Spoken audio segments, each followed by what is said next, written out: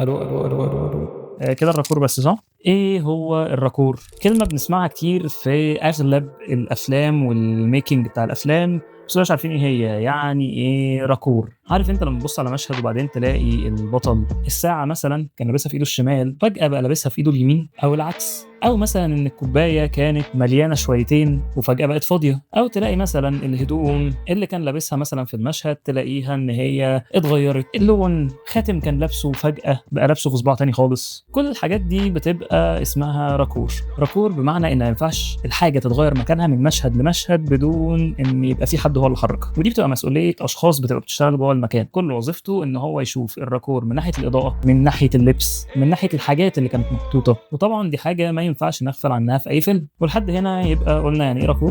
فلو جه في دماغك اي فكرة عايز نتكلم عنها، حاجة، مشهد، ايا كان، كومنت وقول لي كده احنا عايزين نتكلم عن كذا. ما تعديش الفيديو من غير ما تعمل لايك عشان يوصل لناس تانية، فالناس تبدا تتفاعل مع الكونتنت اكتر، والكوميونتي بتاعنا الجميل الحلو ده يكبر اكتر شويتين. بس يا رب تخشوا بجد زي استاذ اياد الموسى. فكرة على الله. استنى، ايه رايك في الستايل الجديد؟ شفت حته تراجيدي كده قلت اخطفك بيها. حبيت اقول يعني ان احنا عدى 10 ايام من رمضان، اتعزمنا وعزمنا، خرجنا وهزرنا واتبسطنا. نجاوب بقى، نجاوب بقى، ولا ايه؟ اجاز للي جايز. فين الكامل؟